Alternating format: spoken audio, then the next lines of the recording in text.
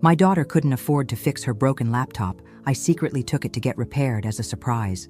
When I went to collect it, the technician looked scared. "Ma'am, change your locks immediately and go to the police." He showed me the screen. My own daughter was planning to destroy me. Where are you watching from today? Drop your location in the comments below and hit that like and subscribe button. Let me tell you how I ended up staring at messages that would shatter everything I thought I knew about my family. It started 3 months ago when Uncle Vernon's life insurance check arrived for $1 million. Yes, you heard that right, $1 million. Not exactly lottery money, but enough to change everything for a widow like me who'd been counting pennies since my husband died 8 years ago. Ashley was 25 and living with me in our small house in Mansfield, Ohio. When I showed her the check, her eyes lit up like Christmas morning. "Mom, we're rich! We can move to Los Angeles, get that car you've always wanted, live your dreams," she squealed, actually jumping up and down in our tiny kitchen. But I'd learned something about money in my 52 years on this planet. "Honey, $1 million isn't that much money these days. Better to save it. Earn interest, so we never struggle again like we did after your father passed." Ashley's face fell faster than a lead balloon. She nodded and said she understood, but I could see something calculated in her expression, like she was working out a different plan entirely. The girl had champagne tastes on a beer budget. Always had. Though now I wonder if that disappointment was as genuine as it seemed. Around that same time, I started going to Murphy's coffee shop on Elm Street during my lunch breaks from the elementary school, where I worked as a nurse. That's where I met David Harrison. Tall, dark hair, with just the right amount of gray at the temples, wearing work boots and a flannel shirt that looked expensive but not flashy. "First time I've seen you here," he said one Tuesday, sliding into the booth across from me without asking. Normally, I'd have told him where to go, but something about his smile made me pause. "I could say the same about you," I replied, closing my book. "David Harrison," he said, extending his hand. "Local contractor. And you are?"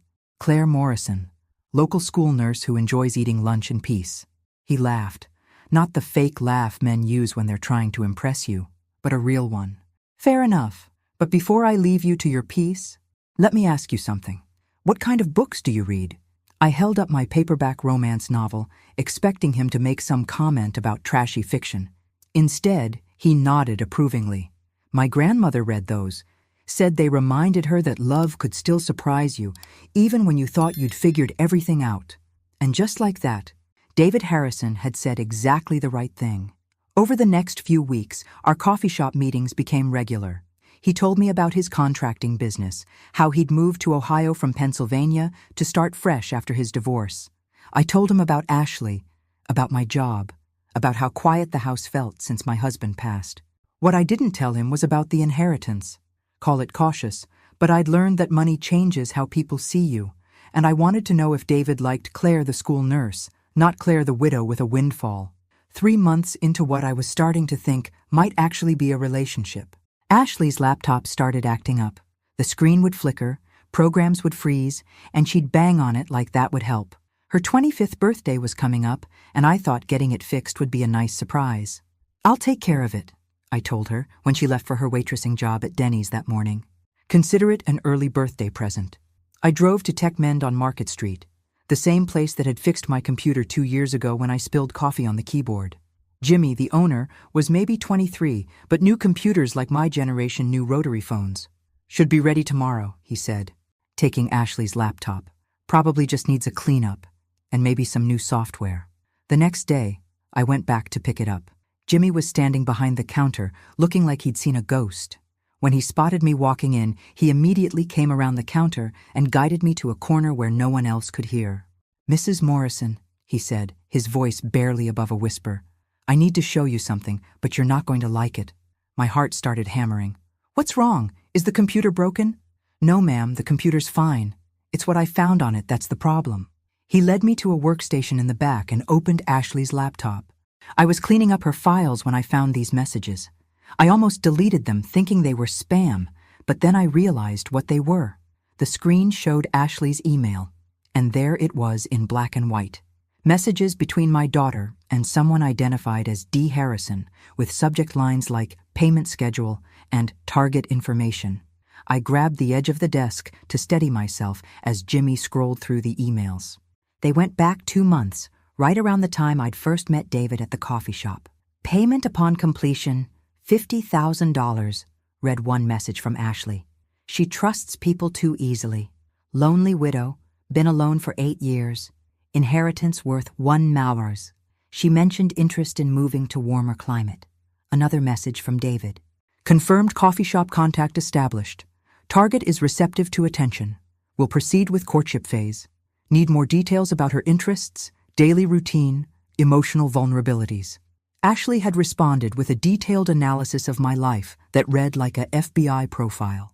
She knew I got up at 5:30 every morning, that I missed my husband most on Sunday evenings when we used to watch old movies together, that I was self-conscious about my gray hair but too practical to spend money on coloring it.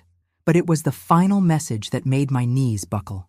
Once she's emotionally invested, convince her to put inheritance money into fake investment scheme. Standard elderly financial exploitation. She'll never suspect family involvement. Jimmy's voice seemed to come from very far away. Mrs. Morrison, you need to sit down. Should I call someone? That's when I realized I was hyperventilating. My own daughter had hired the man I was falling in love with to seduce and rob me. Every meaningful conversation, every gentle touch, every moment I'd thought we were building something real.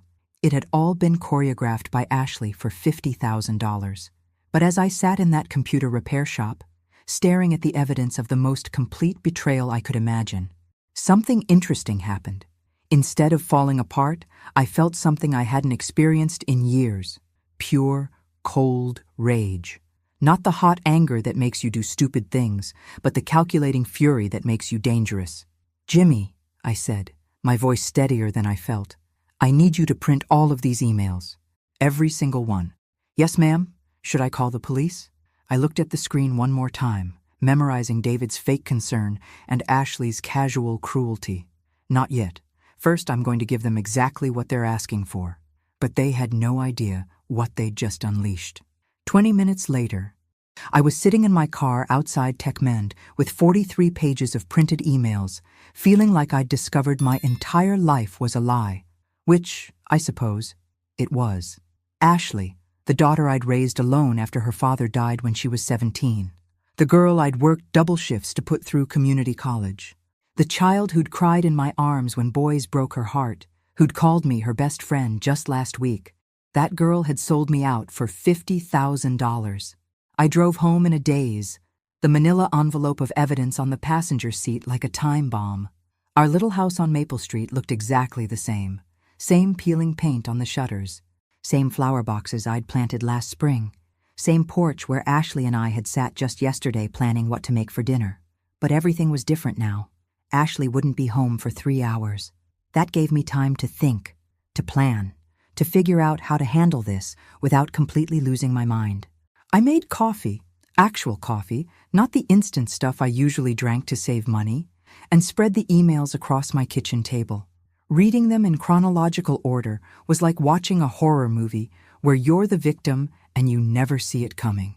Ashley's first contact with David had been through some kind of online service. Not a dating site, but something much worse. A service that connected con artists with targets. Seeking contractor for elderly financial exploitation, Ashley had written. Target. Recently widowed, inherited $1 million, emotionally vulnerable, trusting nature. Prefer male contractor 40-50, experienced in romance scams. David had responded within hours with what looked like a resume for breaking hearts. 3 previous projects, all successful, all targeting women over 50 who'd recently inherited money. His specialty was the slow burn, establishing genuine emotional connection before transitioning to financial manipulation. But the detail that made my hands shake was Ashley's description of me. Mother extremely isolated since father's death, craves companionship, but suspicious of gold diggers. Suggest contractor pose as blue-collar worker, avoid appearing wealthy. She responds to protectiveness and genuine interest in her thoughts and opinions. Every conversation David and I had shared, every carefully chosen word, every moment I'd thought he was seeing the real me, Ashley had scripted it all. The kitchen timer went off, reminding me to take my blood pressure medication. Ironic, considering what this discovery was doing to my cardiovascular system. But as I swallowed the pill with a gulp of coffee, I realized something that surprised me. I wasn't broken. I was furious. For 8 years, I'd been Claire the grieving widow, Claire the struggling single mother, Claire who needed help. Well, those days were about to end. I picked up my phone and scrolled through my contacts until I found Marcus Webb, my husband's old business partner who'd become a lawyer after they sold their construction company. Marcus and I had stayed friendly over the years, mainly because he'd handled my husband's estate and always checked on me around the holidays. "Claire, good to hear from you. How are you holding up?" "Marcus, I need legal advice. How quickly can you meet me somewhere private?" His tone shifted immediately. "What's wrong? Are you in trouble?" "Not me, but someone's about to be." An hour later, I was sitting across from Marcus in a corner booth at Romano's, a restaurant 40 minutes outside of town where I was sure Ashley wouldn't spot us. Marcus listened without interrupting as I explained everything, occasionally asking clarifying questions, but mostly just taking notes in his careful lawyer handwriting. When I finished, he sat back and looked at me with something like admiration. "Claire, you know this is conspiracy to commit elder fraud, right? These emails are evidence of a federal crime." "I know, but I want to handle this my way first." "What do you mean?" I leaned forward, lowering my voice. "They think I'm a helpless old woman who'll hand over her money to the first man who pays attention to her. I want to show them exactly how wrong they are." Marcus's eyebrows went up. "That sounds like you're planning some kind of revenge." "Not revenge. Justice. There's a difference." He studied my face for a long moment. "What do you need from me?" "First, I need you to quietly set up a separate bank account and transfer most of the inheritance money there, something Ashley can't access or even know about. Second, I need you to document everything we discussed today in case this goes to court later. And third," I smiled, and for the first time in months, it felt genuine. "Third, I need you to help me give David and Ashley exactly what they're asking for." Marcus closed his notepad. "Claire, whatever you're planning, be careful. These people have already proven they'll betray family for money. There's no telling how far they might go if they feel cornered. Marcus, they made one critical mistake." "What's that?" "They assumed I'd be easy to destroy because I've been grieving and struggling. But what they forgot is that I survived 8 years as a single mother, worked my way through nursing school at 42, and kept our family together when my husband was dying of cancer. I'm not fragile. I'm just done being underestimated." As I drove home, I thought about David and Ashley, probably texting each other right now, planning their next move in what they thought was a foolproof scheme. They had no idea that their target had just become their worst nightmare. Tonight, when Ashley came home from work, I'd act exactly like the trusting mother she'd been manipulating. Tomorrow, I'd continue my coffee dates with David, playing the role of the lonely widow falling for his carefully crafted charm. But while they thought they were playing me, I'd be orchestrating the most satisfying downfall imaginable. After all, they'd taught me something valuable in those emails. Sometimes the best revenge isn't getting even. It's being smarter than the people who think they're smarter than you. And I was about to prove just how smart a supposedly helpless 52-year-old school nurse could be. Mine. Ashley bounced through the front door at 6:45, still wearing her Denny's uniform and smelling like coffee and pancake syrup. "Mom, how was your day?" she called out, dropping her purse on the kitchen counter exactly like she had every day for the past 3 months. Except now I knew she was checking to see if I'd discovered anything, looking for signs that her perfect plan might be falling apart. "Fine, honey. Oh, I picked up your laptop today. It's on your dresser." I kept my voice light, casual, like I was discussing the weather instead of covering up the fact that I'd just discovered my daughter's plan to destroy my life. Ashley's face lit up with what I used to think was genuine gratitude. Now I recognized it as relief that her communication channel with David was restored. "You're the best, Mom. I've got so much schoolwork to catch up on." Schoolwork. That was rich. According to the emails, Ashley had dropped out of community college 8 months ago and had been lying about it ever since. Another detail I'd missed while trying to be the supportive mother. "How was work?" I asked, setting 2 plates on the table for the dinner I'd already prepared. "Busy. Tips were good, though." She sat down and immediately started talking about difficult customers and kitchen drama, the same routine we'd fallen into months ago. But now I could see it for what it was. A performance designed to maintain the fiction that she was just a struggling young woman trying to make her way in the world. Every detail was calculated. The complaints about money to reinforce why she'd need financial help. The stories about difficult bosses to generate my sympathy. Even the way she'd started asking about my day, showing interest in my life, had been part of gathering intelligence for David. My phone buzzed with a text message. David, right on schedule. Had a great time at coffee today. Would you like to have dinner Friday? I know a quiet place in Ashland. I showed Ashley the message, watching her face carefully. What do you think? Is it too soon to have dinner with him? Ashley's eyes flickered with what I now recognized as calculation. Mom, you deserve to be happy. David seems really nice, and you've been alone for so long. I think you should go. Nice. The man who was planning to steal my inheritance was nice. You don't think I'm being foolish? Dating at my age? Mom, you're only 52. Lots of people find love later in life. Besides, she paused, and I could practically see her deciding how much enthusiasm to show. You've been different since you started talking to him, happier. That part was actually true. I had been happier because I'd thought someone might actually care about me for who I was rather than what I could provide. The irony would have been funny if it wasn't so devastating. After dinner, Ashley disappeared to her room with her laptop, probably reporting to David about my reaction to his dinner invitation. I cleaned the kitchen slowly, thinking about how many conversations we'd had standing in this exact spot where she'd been gathering information to help him manipulate me. Around 9 p.m., I knocked on her door. Ashley, can we talk for a minute? Sure, Mom. Come in. She was sitting on her bed with the laptop open, probably in the middle of typing another message to David. When I entered, she quickly minimized whatever she'd been working on. I wanted to talk to you about the inheritance money, I said, sitting on the edge of her bed. I've been thinking about what you said about living our dreams. Her attention sharpened immediately. Really? Maybe you were right. Maybe I have been too cautious. I've spent 8 years just surviving, and here I have this opportunity to actually live. Ashley's excitement seemed genuine, which made this conversation even more surreal. What are you thinking? Well, David mentioned that he sometimes invests in real estate projects. Flipping houses, that sort of thing. He said there's good money in it if you know what you're doing. I watched Ashley's face carefully. This was the moment where a loving daughter would express concern about her mother considering a major investment with a man she'd just met. Instead, Ashley lit up like I'd just told her Christmas was coming early. That sounds amazing, Mom. David seems really smart about business stuff. Have you talked to him about it? Not yet. I thought I'd see how dinner goes Friday and maybe bring it up then. But Ashley, if I did something like this, it would be a big risk. What if I lost everything? Ashley reached over and took my hand. Mom, you can't live your whole life being afraid. Sometimes you have to trust people. And I have a really good feeling about David. Of course she did. She was getting $50,000 if he succeeded.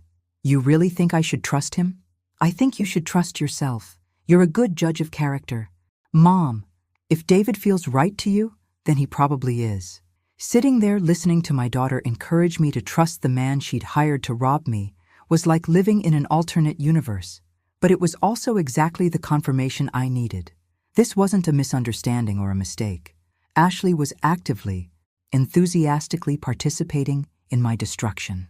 Thank you, sweetheart. It means a lot to have your support. Always, Mom. I just want you to be happy.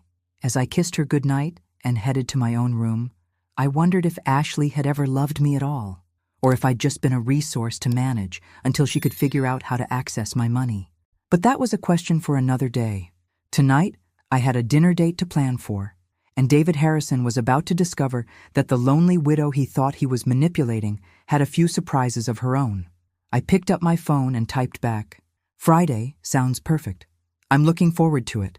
Then I added, I have something important I'd like to discuss with you. Because I did. I was going to give David exactly what he was asking for. The question was whether he'd realize it was actually a trap until it was too late. Probably not. After all, according to Ashley's emails, I was just a trusting old woman who was easy to manipulate. They were about to learn exactly how wrong they were. Friday evening, I stood in front of my bedroom mirror, applying lipstick and wondering if this was how undercover agents felt before a dangerous mission. I'd chosen a blue dress that Ashley had always said brought out my eyes, paired with the pearl earrings my husband had given me for our anniversary. I wanted to look like a woman ready to make questionable decisions for love. David arrived exactly on time, wearing a sports jacket over dark jeans and carrying a single white rose. If I hadn't known he was a professional con artist, I might have found the gesture sweet. "You look beautiful." "Claire," he said, offering his arm as we walked to his truck. "Thank you. You clean up pretty well yourself." The restaurant in Ashland was exactly what I'd expected. Dim lighting, quiet corners, the kind of place where a woman might feel special enough to ignore her better judgment. David had clearly done this before. Over appetizers, he asked about my week, listening with the kind of focused attention that had originally attracted me to him. He remembered details from previous conversations, asked follow-up questions about things I'd mentioned casually, made me feel like my thoughts and opinions mattered. It was masterfully done. If I hadn't known it was all an act, I would have been completely charmed. "Ashley mentioned you've been thinking about making some changes in your life," he said as our main courses arrived. I nearly choked on my wine. Of course Ashley had coached him on how to bring up the subject. "Did she? What kind of changes?" "She said you might be ready to take some risks. Try new things." "That's admirable, Claire. A lot of people get stuck in routines as they get older." "Well, I have been thinking about that inheritance money from my uncle. Maybe Ashley's right that I've been too conservative with it." David's eyes sharpened slightly, though his expression remained casually interested. "Inheritance money can be a blessing or a curse, depending on how you handle it." "What do you mean?" "A lot of people either stuff it in savings accounts where inflation eats it up, or they blow it on things that don't create lasting value. The smart move is to make it work for you." Here we go, I thought. "So, time for the sales pitch. I've done pretty well with real estate investments over the years," David continued. "Nothing flashy, just buying properties, fixing them up, selling them for a profit. It's steady money if you know what you're doing." "That sounds complicated." "Not really. The hard part is having enough capital to get started. Most people don't have the liquid cash needed to move quickly when good deals come up." I took a sip of wine and tried to look thoughtful. "How much money are we talking about?" "Depends on the project, but the opportunities I'm looking at right now would need someone with at least, maybe 800,000 in available funds." 800,000. Leaving me with just enough inheritance to feel secure while he and Ashley disappeared with the bulk of it. They'd even calculated how much to leave me so I wouldn't immediately panic about being wiped out. "That's a lot of money, David." "It is. But Claire, can I be honest with you about something?" I nodded, preparing for whatever manipulation tactic came next. "I've been thinking about you a lot lately. About us. I know we haven't known each other long, but there's something here, isn't there? Something real?" If I hadn't read the emails, I might have melted right there in my chair. David was looking at me with such apparent sincerity, such warmth, that it was easy to see how women fell for this act. "I think so," I said softly. "The thing is, I've been burned before. My ex-wife, she wasn't interested in building anything together. She wanted the benefits of my hard work without contributing anything herself. So when I meet someone like you, someone with intelligence and resources of her own, it feels like maybe we could be real partners." Partners. That was the hook. Not just romance, but partnership. A woman my age, after 8 years alone, would be desperate for someone to share decisions with, to feel like part of a team again. Partners how? In everything. Life, maybe business, if the right opportunity came along. "Claire, I don't need your money. I've done fine on my own. But if we were going to build something together," he let the sentence hang there, letting me draw my own conclusions. Brilliant, really. He wasn't asking for anything. He was just planting the idea that combining our resources might be something a couple in love would naturally do. "The property deals you mentioned, would there be room for a partner?" David smiled like I'd just suggested exactly what he'd been hoping for. "Actually, yes. I've been looking at a development project outside Columbus. Buying distressed properties, renovating them, selling them to young families. It's the kind of thing that requires more capital than I have access to, but the profit potential is substantial." "How substantial?" "Conservative estimate? A return of 30 to 40% within 18 months. I tried to look impressed rather than disgusted by his audacity. That sounds almost too good to be true. I know it does. That's why most people miss opportunities like this. They assume anything that profitable must be a scam. The irony was so thick, I could have cut it with my fork. Would you want to show me these properties? I mean, if I was seriously considering something like this? Absolutely. In fact, there's a deadline coming up. The seller needs a commitment by next Friday, or he's moving on to other buyers. Of course there was a deadline. There always was in cons like this. Create urgency so the mark doesn't have time to think or ask too many questions. Next Friday? That's awfully fast. David reached across the table and covered my hand with his. Claire, I understand if you need more time. This is a big decision, and I don't want you to feel pressured. But I also don't want you to miss out on something that could change your life. Our life, he probably meant to say. After all, we were partners now. Let me think about it over the weekend, I said. Maybe we could drive out and look at the properties Monday? Perfect. I think you're going to be excited when you see the potential. As David drove me home, chattering about renovation costs and market trends, I thought about how Ashley was probably sitting in her room right now, updating him via text about my mood and reactions. Maybe even giving him real-time coaching on what to say next. When we pulled into my driveway, David walked me to the door like a perfect gentleman. I had a wonderful time tonight, Claire. So did I. He leaned in for what I assumed would be a goodnight kiss, and for a split second, I almost pulled away. But then I remembered that I was still playing the role of the unsuspecting widow, so I let it happen. It was a good kiss, I had to admit. David certainly knew what he was doing. I'll call you tomorrow, he said. Maybe we can start looking at some preliminary numbers for the investment. I'd like that. As I watched him drive away, I wondered how many other women had stood in their doorways feeling like they'd just met their future, not realizing they'd actually just met their destroyer. But David and Ashley had made one crucial miscalculation. They assumed that being lonely and trusting made me stupid. Monday, when we drove out to look at those properties, they were going to discover just how wrong they were, because I had a few surprises planned that weren't in any of Ashley's coaching emails. Saturday morning, I woke up to the smell of bacon and coffee. Ashley was making breakfast, humming while she cooked, looking happier than I'd seen her in months.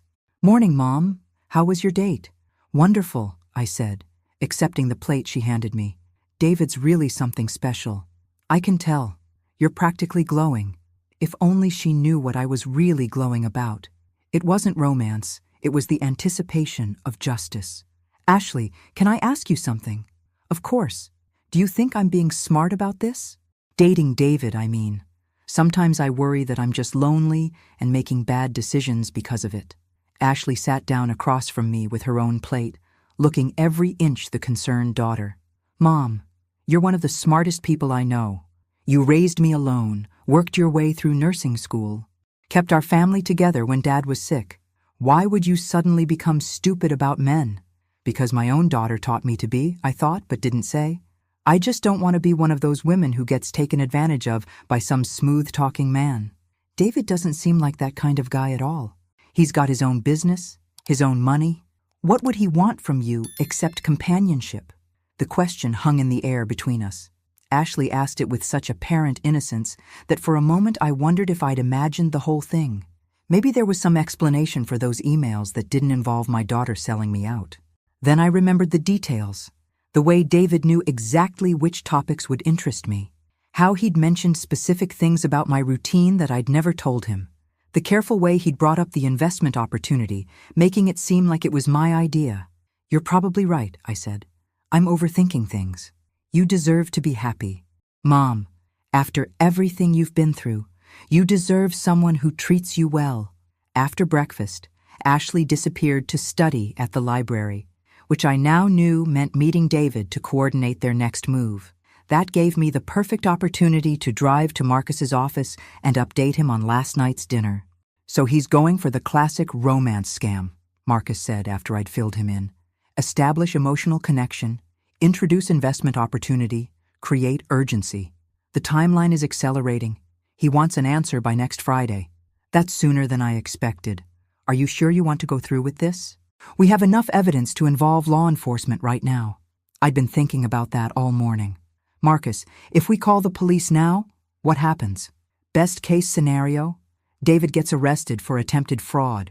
Ashley probably faces charges as an accomplice. Probably? The evidence is strong but not ironclad. A good lawyer might argue that the emails were taken out of context, that there was no actual fraud since no money changed hands. And David? He's clearly a professional. His lawyer would claim it was all a misunderstanding, that he genuinely cared about you and the investment opportunity was legitimate. I thought about that for a moment. So they might walk away with nothing more than legal fees and embarrassment. It's possible. The justice system doesn't always deliver justice, Claire. Then we stick with the plan. But I want you to make some changes to the setup. For the next hour, Marcus and I refined the details of what we were calling Operation Turnabout. By the time I left his office, I felt like a general preparing for battle rather than a victim preparing to be scammed. Monday morning came gray and drizzly, perfect weather for looking at distressed properties. David picked me up at 10 a.m. sharp, wearing work clothes and carrying a clipboard like he was conducting legitimate business. "Ready to see your future?" he asked, kissing my cheek as I got into his truck. "I'm nervous," I said, which was actually true. Not about the fake investment, but about pulling off my own performance. That's normal. Big decisions should make you nervous. It means you're taking them seriously. The first property was a 2-story house in a neighborhood that had seen better days. David walked me through it like a professional contractor, pointing out structural issues that would need to be addressed, discussing renovation costs and timeline. It was impressive, actually. If he wasn't a con artist, he'd probably make a decent contractor. "The seller is asking $200,000, he said, as we stood in what used to be the living room. "I figure we'd need another $100,000 in renovations, maybe $150 if we really want to maximize the profit. And we could sell it for how much? Comparable houses in this neighborhood, after renovation, are going for $450,000 to $500,000. So we're looking at a profit of around $200,000 on this property alone. That's incredible. And this is just one of 6 properties in the package deal. 6 properties. The numbers were getting bigger, which meant the hook was getting deeper. We spent 3 hours looking at houses, crunching numbers, discussing renovation timelines. David knew his business. I'd give him that. If any of it had been real, it might have been a solid investment. But the tell was in the details he couldn't fake. When I asked about permits and inspections, he was vague. When I inquired about title searches and legal documentation, he deflected to discussions about profit potential. When I mentioned wanting to have the properties appraised independently, he explained why that would be unnecessary given the seller's timeline. Classic con artist behavior. Rush the mark past the practical details and focus on the emotional appeal of the opportunity. By the time we finished the tour, David was clearly confident that he had me hooked. We stopped for lunch at a diner outside town, and he pulled out a folder of documents that looked impressively official. "I've prepared a preliminary partnership agreement," he said, sliding papers across the table. "Nothing binding, just outlining how we'd structure the investment and profit sharing." I scanned the documents, noting how they were designed to look legitimate while being completely meaningless. Lots of legal-sounding language that actually committed David to nothing while giving him access to my money. This looks complicated. It always does at first, but it's really just protecting both of us. Your investment is secured by the properties themselves, so there's no risk of losing your money. Except for the part where the properties didn't exist, and my money would disappear into accounts I'd never be able to trace. "David, can I ask you something?" "Anything." "Why me? I mean, you could probably find investors with a lot more money than I have." For just a second, his mask slipped. I saw him calculating how to answer, probably trying to remember what Ashley had told him about my insecurities. "Claire, this isn't just about the money. Yes, your inheritance gives us the capital we need to make this work. But I want to build something with you. Not just a business partnership, but a life partnership. I've been alone for 3 years since my divorce, and I never thought I'd find someone I could trust with both my heart and my future." It was a beautiful speech, probably the same one he'd given to his previous 3 victims. "I want to do this," I said, meeting his eyes directly. "I want to be partners with you." David's smile was radiant. "Really? Really? When do we start?" "I'll call the seller tonight. Tell him we're ready to move forward. You'll need to have the funds available by Friday for the closing." $800,000? That's right. I know it's a lot of money, but Claire, This is going to change everything for us. As we drove back to my house, David chattering excitedly about our future together, I thought about how Ashley was probably bouncing off the walls right now, counting her $50,000 payday. They both thought they'd won. But what they didn't know was that while they'd been teaching me about deception and betrayal, I'd been learning some lessons of my own, and their education was about to begin in the most unpleasant way possible. Friday couldn't come soon enough. Tuesday morning, I called the bank and asked to speak with Janet Morrison, the investment advisor I'd been working with since I received the inheritance. Janet was maybe 35, whip-smart, and had never once treated me like a confused old lady who needed her financial decisions made for her. "Mrs. Morrison," she said when I arrived for our appointment, "I have to say, this request is highly unusual. I know it is, but I need you to trust me on this. You want to withdraw $800,000 in cashier's checks, but you won't tell me what the investment is? Janet, have I ever made a poor financial decision in the 8 months we've been working together? No, you haven't. You've been extremely conservative, actually, almost too conservative. Then please trust that I know what I'm doing now." Janet studied my face across her desk. "Mrs. Morrison, I have to ask, is someone pressuring you to make this investment? Elderly financial exploitation is more common than people realize." If only she knew how right she was. "No one is pressuring me.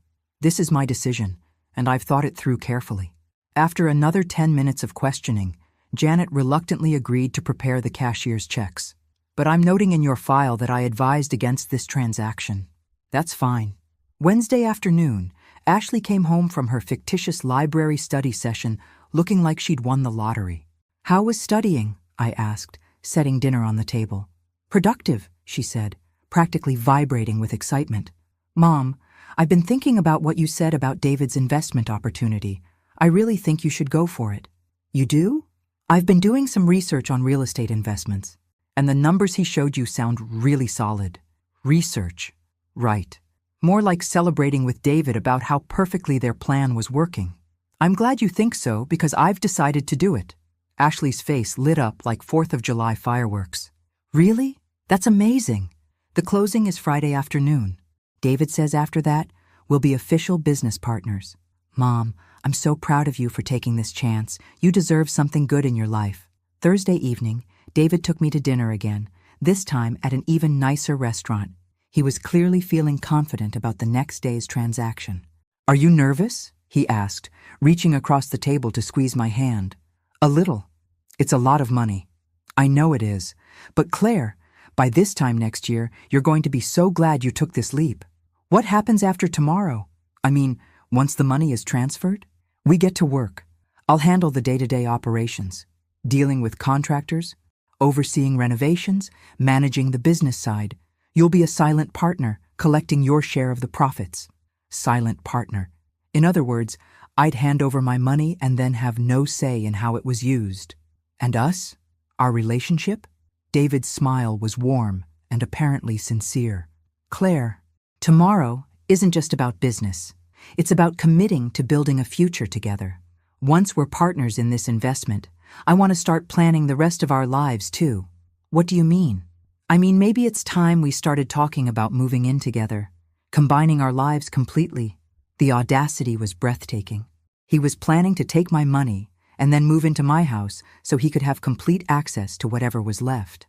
"That sounds wonderful," I said, playing my part. "I'd like that very much."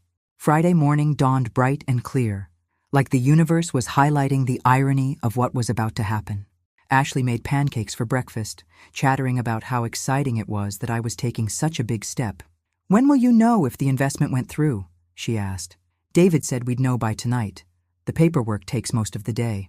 And then you'll be business partners, among other things." Ashley hugged me before leaving for her fake job. "I love you, Mom. I'm so happy for you." I hugged her back, wondering if this would be the last time she'd voluntarily touch me. David arrived at 2 p.m. sharp to pick me up for the closing.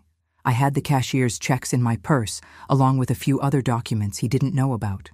"Ready to change our lives?" he asked, kissing me hello. I've never been more ready for anything. The closing was at a title company 40 minutes away, in a part of town I wasn't familiar with.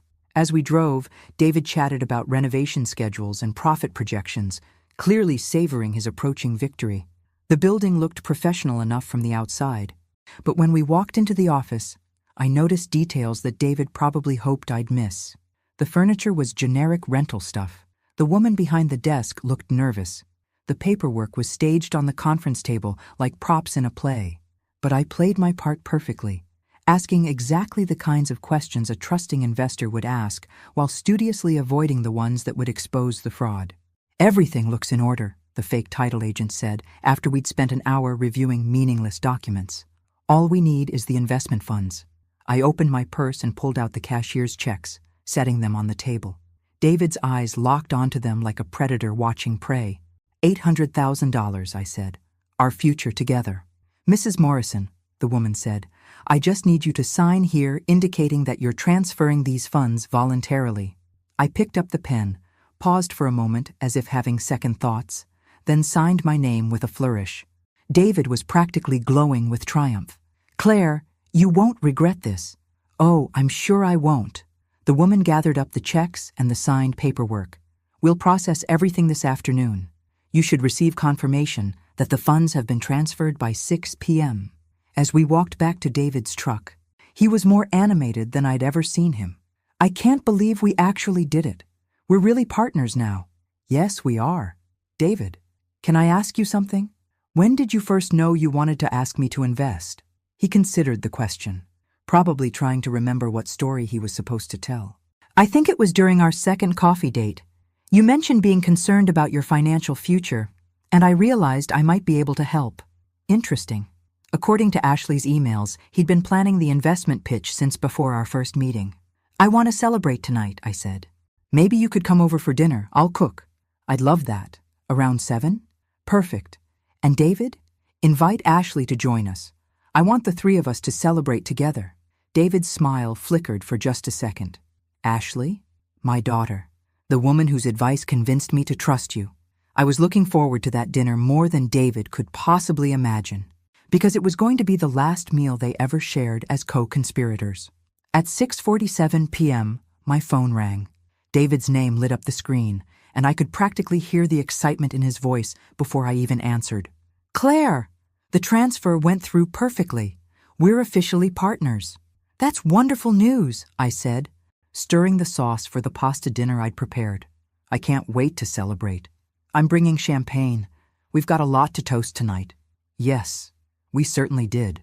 Ashley arrived home at 6:55, still wearing her Denny's uniform, but moving with barely contained energy.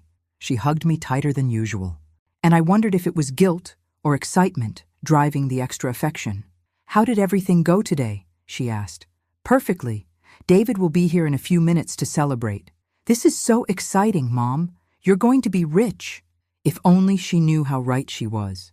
David arrived exactly at 7, carrying a bottle of expensive champagne and wearing a suit instead of his usual casual clothes. He looked like a man who'd just pulled off the crime of the century, which I supposed he thought he had. "Ashley," he said, when he saw my daughter, embracing her like an old friend. "Your mom told me you encouraged her to take this investment opportunity." "That's quite a daughter you have there, Claire." Ashley beamed at the praise. "I just want Mom to be happy."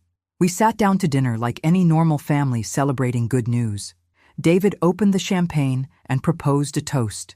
"To new partnerships," he said, raising his glass, "and to the courage to take chances on the future." "To trust," I added, clinking my glass against his. "And to getting exactly what you deserve." Throughout dinner, David regaled us with stories about his previous real estate successes, probably none of them true. Ashley hung on his every word, asking intelligent questions and making supportive comments. They played their parts beautifully. If I hadn't known better, I might have thought David actually cared about me, and Ashley was genuinely happy for my good fortune. Around 8:30, as I was serving dessert, my phone rang. Marcus's name appeared on the screen. "Excuse me," I said, stepping into the kitchen to answer. "Marcus, is everything ready?" "Everything's in place." "Are you sure about the timing?" "Perfect timing. Give me 2 minutes." I returned to the dining room, where David and Ashley were chatting quietly. They looked up expectantly when I rejoined them. "That was my lawyer," I said. He had some news about the investment. David's face changed instantly. Your lawyer? Why would your lawyer be calling about our investment? Because I asked him to look into it. David, I hope you don't mind, but before I committed $800,000, I wanted some legal advice. The color drained from David's face. Ashley looked confused, glancing between us like she was missing something important. What kind of legal advice? David asked carefully. Well, Marcus ran background checks on the title company, verified the property ownership records, that sort of thing. Standard due diligence for any major investment. David was gripping his champagne glass so tightly I thought it might shatter. And what did he find? Some very interesting information.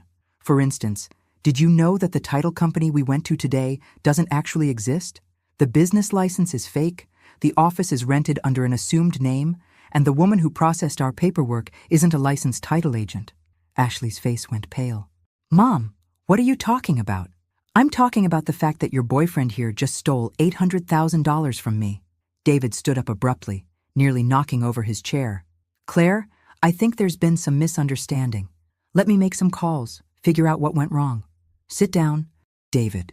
Something in my voice must have warned him because he slowly sank back into his chair. There's no misunderstanding. You see, I've known about your little scheme for almost a week now. Ashley found her voice. Mom, what scheme? I don't understand what's happening.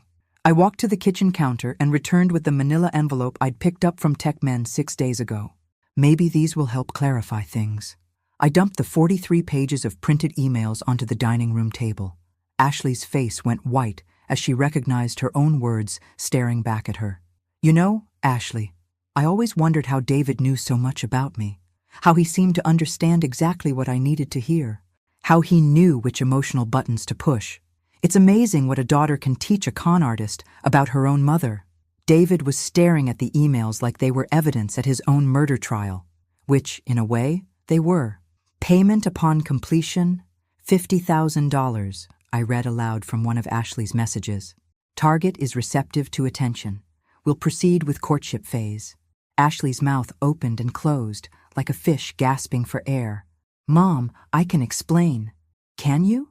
Can you explain why you sold me out for $50,000? Can you explain why you helped a stranger plan to destroy my life? It wasn't supposed to hurt you, Ashley whispered. David said the investment was real, that you'd make money. David said a lot of things, most of them lies. David finally found his voice. Claire, let's all just calm down and discuss this rationally. Oh, we're going to discuss it. But first, let me tell you what really happened to your $800,000. I pulled out my phone and showed them a bank statement. You see, the cashier's checks I gave you today were real.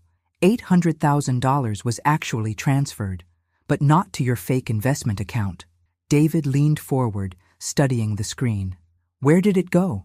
To the Ohio Attorney General's office, specifically to their Elder Fraud Task Force. Along with copies of all these emails, recordings of our conversations, and video evidence of today's fraudulent closing. The silence in the room was deafening. You recorded our conversations? David asked. I recorded everything. Every date, every phone call, every loving word you said while planning to rob me.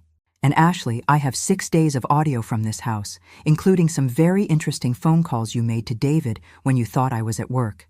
Ashley started crying. Not the pretty tears she used for manipulation, but ugly, desperate sobs. Mom, please, I'm sorry. I made a mistake. A mistake? Ashley, you conspired to commit elder fraud against your own mother. That's not a mistake. That's a crime. David stood up again, this time with purpose. I'm leaving. No, you're not. As if on cue, there was a loud knock at the front door. Through the window, we could see the unmistakable silhouette of police officers. You see, David, I didn't just give the evidence to the Attorney General. I also provided it to local law enforcement. They've been watching this house for the past hour, waiting for my signal. David sank back into his chair, finally understanding that he'd been completely outmaneuvered. The signal being our lovely dinner celebration, I continued, because I wanted both of you to understand exactly what you'd done before you faced the consequences. Ashley was sobbing harder now. Mom, I'm your daughter. You can't do this to me. I looked at her across the table. This young woman I'd raised and loved and sacrificed for, who'd repaid me by selling me to a predator.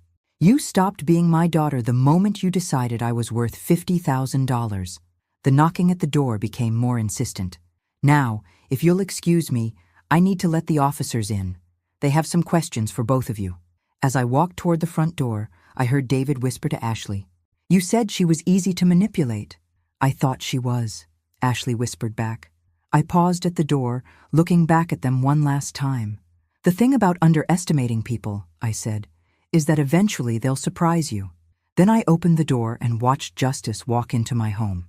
Detective Sarah Martinez was exactly what I'd hoped for when I'd requested a female investigator. Professional, thorough, and completely unsympathetic to sob stories from pretty criminals.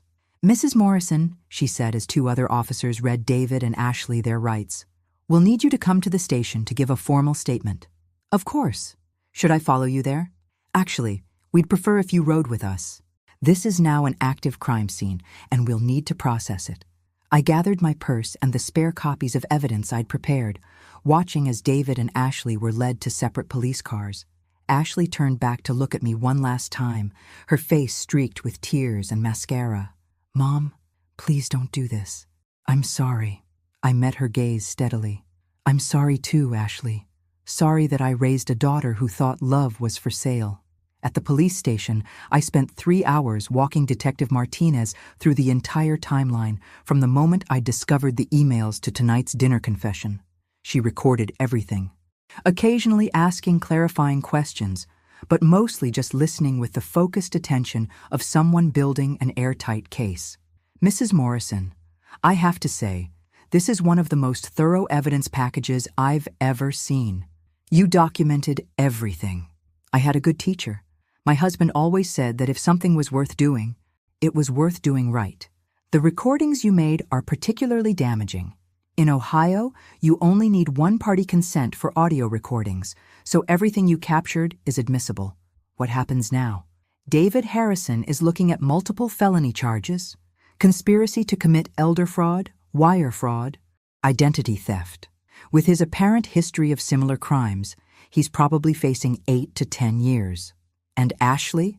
Detective Martinez's expression softened slightly. Your daughter is looking at conspiracy charges as well. As a first-time offender, she might get off with probation and restitution. But that depends on the prosecutor and the judge. I thought about that for a moment. Detective, I want to make something clear. I'm not looking for revenge against Ashley. I'm looking for justice. If she can genuinely acknowledge what she did and make amends, I'm open to discussing alternatives to prosecution. That's very generous of you, considering what she put you through. She's still my daughter, but I won't be manipulated by guilt or family obligation anymore. If she wants forgiveness, she'll have to earn it. It was nearly midnight when Marcus picked me up from the police station. We drove through the quiet streets of Mansfield in comfortable silence for a few minutes before he spoke. "How do you feel?" "Tired, sad, but also," I paused, searching for the right word, "powerful. For the first time in years, I feel like I have control over my own life. You handled this brilliantly, Claire. The way you turned their own plan against them was inspired.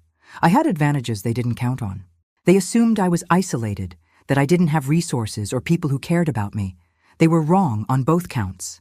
Marcus pulled into my driveway, and I looked at my house with new eyes.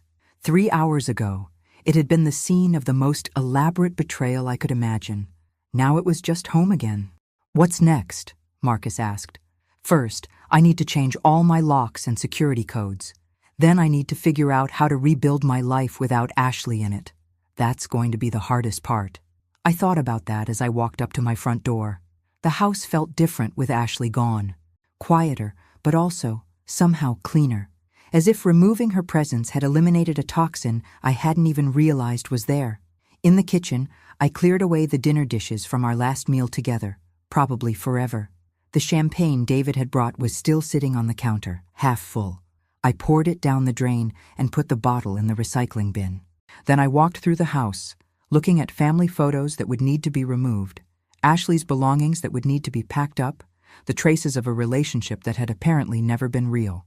My phone rang at 7 a.m. the next morning. Detective Martinez with an update. "Mrs. Morrison, I wanted to let you know that David Harrison has requested to speak with his attorney about a plea deal. He's apparently very interested in avoiding trial. What kind of plea deal? Full confession, restitution of all stolen funds, and information about his previous victims in exchange for a reduced sentence. Previous victims? We ran his fingerprints and discovered that David Harrison isn't his real name. He's actually Michael Chen, wanted in 3 other states for similar schemes. Your case might help us close several outstanding investigations. I thought about those other women, other families destroyed by Michael's lies. What about the money? Can it be recovered? That's the interesting part. The account where your funds were transferred? It was actually controlled by the Attorney General's office. We've been tracking this type of fraud for months, and your cooperation allowed us to set up a sting operation. So the $800,000 is completely safe. In fact, it's earned about $300 in interest while sitting in the state account. I started laughing, which probably sounded a little hysterical. So, I actually made money on this investment? In a manner of speaking, yes. After hanging up, I sat in my kitchen drinking coffee and thinking about the irony. David's plan had been to steal my inheritance and disappear. Instead, he'd walked straight into a trap that would send him to prison and help law enforcement catch other predators like him. Sometimes justice had a sense of humor. My doorbell rang around noon. Through the window, I could see a young woman I didn't recognize, well-dressed and carrying a briefcase. Mrs. Morrison, I'm Jennifer Walsh, Ashley's court-appointed attorney. I was hoping we could talk. I invited her in, curious about what Ashley's legal strategy might be. Mrs. Morrison, Ashley asked me to convey her apologies for everything that happened. She wants you to know that she never meant for things to go as far as they did. How far did she mean for them to go? Jennifer looked uncomfortable. She claims she thought the investment opportunity was legitimate, that she was just introducing you to someone who could help you make money. Ms. Walsh, I have recordings of Ashley coaching David on my emotional vulnerabilities, my daily routine, and the specific phrases that would manipulate me most effectively. Those aren't the actions of someone who thought she was helping. I understand your anger. It's not anger anymore. It's clarity. For 25 years, I prioritized Ashley's needs over my own. I sacrificed my education, my career opportunities, my social life to be the mother I thought she needed. This is how she repaid me.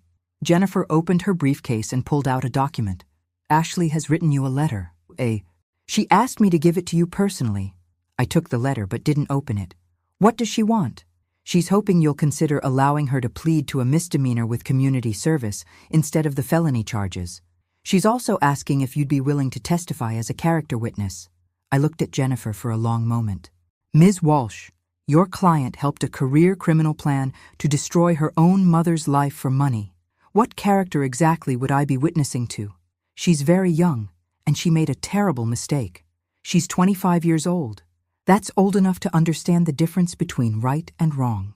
After Jennifer left, I sat on my couch holding Ashley's unopened letter. Part of me wanted to read it, to see if she'd finally found the honesty that had been missing from our relationship for months. But another part of me knew that anything Ashley wrote now would be designed to manipulate my emotions and save herself from consequences. I'd already fallen for that trick once. Instead, I put the letter in my desk drawer, unopened. Maybe someday I'd be ready to hear Ashley's excuses and justifications, but not today. Today, I had a life to rebuild, and for the first time in years, I was going to build it entirely on my own terms. 2 weeks after Ashley's arrest, I received a call that changed everything I thought I knew about this story. Mrs. Morrison, this is Detective Robert Thompson with the FBI's Financial Crimes Division. I need to speak with you about your daughter and Michael Chen, also known as David Harrison. The FBI? Yes, ma'am. What happened to you is part of a much larger investigation. Can we meet today? An hour later, I was sitting across from Detective Thompson in a coffee shop, the same coffee shop where I'd first met David. The irony wasn't lost on me. Mrs. Morrison, how much did you know about Ashley's financial situation before this incident? I knew she was struggling, working at Denny's, taking community college classes. Why? Detective Thompson opened a folder thick with documents. Ashley wasn't taking classes. She dropped out 8 months ago, and her financial situation wasn't struggling. It was desperate. He slid a bank statement across the table. Gambling debts. $67,000 owed to some very dangerous people. I stared at the numbers, trying to process what I was seeing. Gambling debts. Online poker, sports betting, casino debts in 3 different states. Ashley was in serious trouble, the kind that gets people hurt if they don't pay up quickly. But she never said anything about gambling, because she was in over her head and terrified. Mrs. Morrison, Ashley didn't contact Michael Chen to steal your inheritance for spending money. She contacted him because she was afraid for her life. The coffee shop suddenly felt too small, too crowded. That doesn't excuse what she did. No, it doesn't. But it explains it, and it changes the legal situation considerably. Detective Thompson pulled out another document. Michael Chen isn't just a romance scammer. He runs a sophisticated criminal organization that preys on desperate people, forcing them to target their own families. Ashley wasn't his partner. She was his victim, too. I thought back to all those conversations Ashley and I had shared, the way she'd encouraged me to trust David, the enthusiasm she'd shown for the investment opportunity. Had any of it been real, or had she been acting under threat? How does this work? This criminal organization? Chen identifies people in desperate financial situations, usually through online gambling sites or loan companies. He offers to help them solve their money problems in exchange for access to wealthy family members. If they refuse or try to back out, he threatens violence. Detective Thompson showed me photographs of bruises on a young woman's arms and face. This is Chen's previous partner in Michigan. When she tried to back out of targeting her grandmother, Chen's associates made sure she understood the consequences of non-cooperation. My hands were shaking as I set down my coffee cup. Are you saying Ashley was being threatened? We found text messages on her phone, Mrs. Morrison. Chen had photos of Ashley entering and leaving the house, your work schedule, even pictures of you at the grocery store. He made it clear that if she didn't cooperate, both of you would be hurt. The world seemed to shift around me. Everything I thought I understood about Ashley's betrayal was suddenly more complicated. Why didn't she tell me? Why didn't she ask for help? Because Chen is very good at psychological manipulation. He convinced Ashley that you'd be safer if you didn't know, that the plan would work without anyone getting hurt, and that if she involved you or law enforcement, he'd disappear and send someone else to collect her debt through violence. I thought about Ashley's behavior over the past few months, details I'd attributed to guilt about the conspiracy, the way she'd jumped whenever her phone rang, how she'd started checking the locks on doors and windows obsessively, the dark circles under her eyes that I'd assumed were from staying up late studying. So when I discovered the emails, Ashley panicked. She knew that if the plan fell apart, Chen would blame her. That's why she was so upset when you showed her the evidence. Not because she was caught, but because she knew what Chen would do to both of you if he thought she'd betrayed him. Detective Thompson leaned forward. Mrs. Morrison, your decision to involve law enforcement and set up that sting operation probably saved both your lives. Chen was planning to disappear with your money, but he was also planning to eliminate the witnesses who could identify him. The coffee in my stomach turned to acid. He was going to kill us? Chen's organization has been linked to 3 unsolved murders in other states, all family members of people who'd been coerced into targeting their relatives. We think he considers loose ends to be unacceptable risks. I sat in stunned silence, trying to reconcile this new information with everything I thought I knew about the past month. Where does this leave Ashley legally? That depends partly on you. The prosecutor is willing to consider a plea agreement that takes into account her coercion, but only if you're willing to support it. What kind of plea agreement? Testimony against Chen and his organization in exchange for probation and mandatory counseling for gambling addiction. She'd also be required to make financial restitution for any money you lost. Though obviously, that's not an issue in this case. I thought about Ashley sitting in a jail cell right now, probably terrified about what would happen to her, maybe even worried about my safety. All this time, I'd assumed she was just a greedy young woman who'd betrayed me for money. But if she'd been trapped by gambling debts and threatened with violence, can I see her? That can be arranged. But Mrs. Morrison, I need you to understand something. Even if Ashley was coerced, she still made choices that put you in danger. Whatever you decide about forgiveness or legal consequences, make sure you're protecting yourself first. That evening, I drove to the county jail for my first visit with Ashley since her arrest. She looked terrible, pale, thin, with the kind of exhaustion that comes from weeks of fear and guilt. "Mom," she said through the glass partition, her voice barely audible through the phone. "I'm so sorry. I'm so sorry about everything. Ashley, I know about the gambling debts. I know about Michael Chen's threats." Her face crumpled. "I wanted to tell you, but he said he'd hurt you if I did. He had pictures of you, Mom. He knew where you worked, what time you got home. He said if I didn't help him, he'd find another way to get to you, and it wouldn't be as gentle. Why didn't you just ask me for help with the debts? $67,000? Mom, that's more money than we've ever had, and it would have ruined everything. Your inheritance, your future, your opinion of me. I thought if I could just help Chen get some of the money, pay off the debt, then everything would go back to normal and you'd never have to know." I looked at my daughter through the reinforced glass and saw not the calculating criminal I'd imagined, but a terrified young woman who'd made terrible choices while trying to protect the people she loved. "Ashley, what you did was still wrong. Even if you were threatened, you put me in danger. I know, and I'll spend the rest of my life trying to make up for it. The FBI says Chen was planning to kill us both after taking the money." Ashley's face went white. "He said no one would get hurt. He promised. Criminals lie, Ashley. That's what makes them criminals." We sat in silence for a moment, both of us probably thinking about how close we'd come to a very different ending to this story. "What happens now?" Ashley asked. "Now you're going to testify against Chen and help the FBI stop him from doing this to other families. And you're going to get help for your gambling addiction. And us? Is there still an us?" I looked at my daughter, weighing everything I'd learned against everything I'd lost. "I don't know yet, Ashley, but we're both alive, and that's more than we would have been if I hadn't discovered those emails." For the first time in weeks, Ashley smiled. It wasn't much, but it was a start. 6 months later, I stood in a federal courthouse watching Michael Chen get sentenced to 25 years in prison. Ashley sat beside me, thinner but healthier, her hand trembling slightly as the judge read the verdict. "The defendant systematically targeted vulnerable individuals and their families," Judge Williams said, looking directly at Chen. "This organization destroyed lives, stole life savings, and in some cases, committed murder to cover their tracks. The sentence reflects the gravity of these crimes and the need to protect society from individuals who prey on families in crisis." Chen showed no emotion as he was led away in handcuffs. But I felt something I hadn't experienced in months: complete closure. After the sentencing, Ashley and I walked out of the courthouse together. The FBI investigation had uncovered 12 other families victimized by Chen's organization, with financial losses totaling over $4 million. Ashley's testimony had been crucial in securing convictions against Chen and 6 of his associates. "Mom," Ashley said as we reached my car, "can I ask you something?" "Of course." "Do you think you'll ever be able to forgive me? Really forgive me, not just legally but personally?" I'd been thinking about that question for months, ever since I'd learned the full scope of what had happened to us.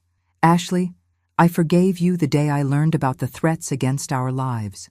What you did was wrong, but you were trapped in an impossible situation by a professional criminal. But I still betrayed your trust. Yes, you did, and it's going to take time to rebuild that trust. But we have time now, which we wouldn't have had if Chen's plan had succeeded." Ashley nodded, tears starting to form in her eyes. "I've been going to Gamblers Anonymous meetings 3 times a week, and I'm starting community college again in the fall, for real this time." "That's good. How are you paying for it?"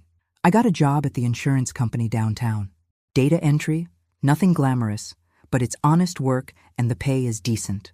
We drove home in comfortable silence, something that had taken months to achieve. The house felt different now, lighter somehow.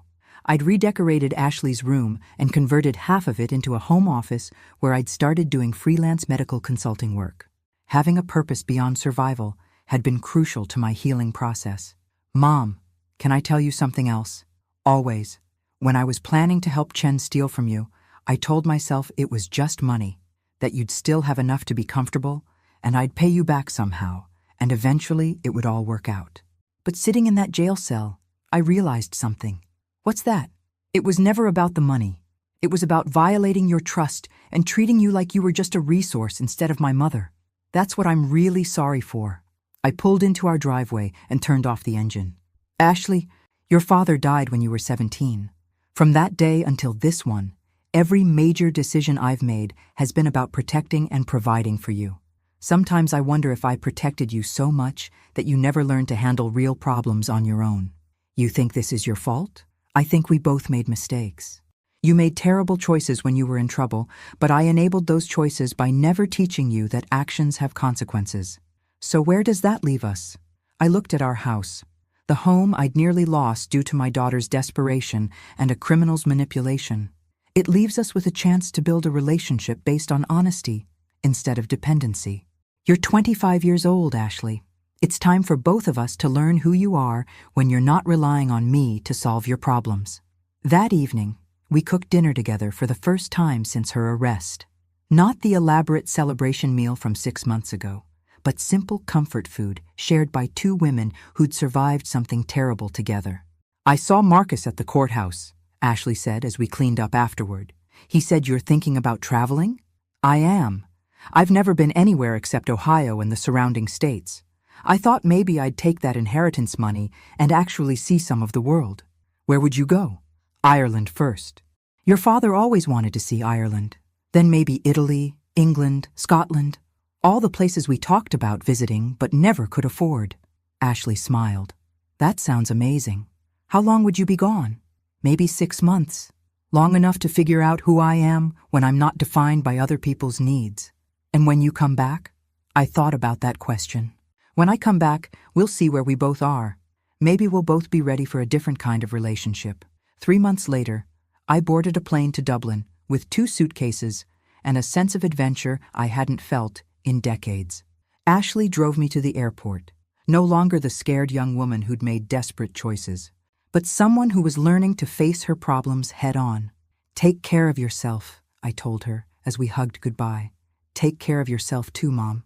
You deserve this.